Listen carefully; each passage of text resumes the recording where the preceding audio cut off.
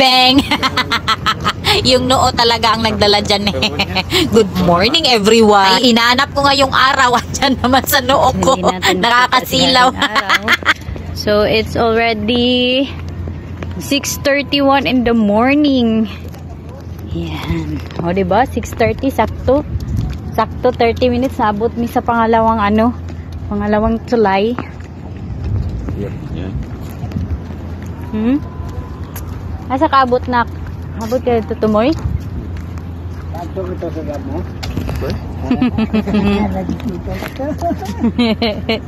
Atik-atik na akong kuya og jogging.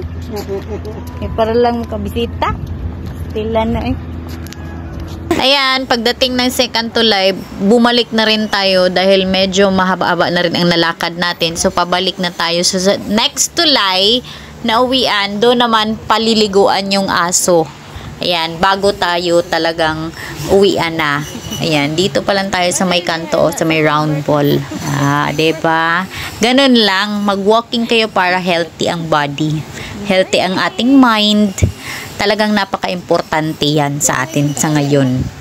Napaka-toxic ng world. At isa pa, sinusulit ko yung time na sumama sa akin yung anak ko dahil minsanan lang yan dahil napaka-busy niya po. At of course, habang andito pa si Papa at yung aso, syempre susulitin natin yung time na yan. Dahil pag umuwi na yan sa probinsya, ay naku, wala na akong kasama mag-jogging or mag-walking. Nakaka-relax talaga kapag nakapag-walking ka every morning. Aminin mo man o hindi, nakakatama din talaga kung ikaw lang mag-isa gagawa ng halimbawa ng gawain tulad nito, mag-walking ka at mag-jogging. Pag ikaw lang mag-isa, syempre kasama ko rin si baby that time, so naka-career lang siya sa harapan ko, tulog po siya. So kailangan talaga may kausap ako pag mag-jogging, mag-walking, para mas maingganyo din ako. Si Papa mahilig mag-walking talaga, so halos araw-araw at maghapon kami andito sa coastal.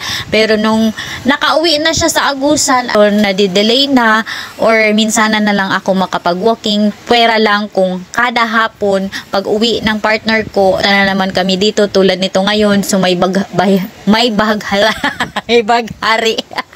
or rainbow. Ayan, bubalik din kami ng kahapunan dahil nga sabi ko, hangin na naman tayo dahil stress free po yan. Talagang wala ng pagod natin o ng stress. At isa pa din ito, niliit ni Kia. Ayan, baby namin. So, mas maganda, mas relaxing kasi pag nakasadagat nawawala yung mga iniisip mong hindi ganun lang, yung pagod ang nalilet go. So, tingnan set, napakaganda. Ayan, ang verdon na yan, nakikita. Hindi ko alam kung bakit wala masyadong nagja-jogging. So, dito kami sa tambayan namin, ang aming favorite spot sa May Tulay.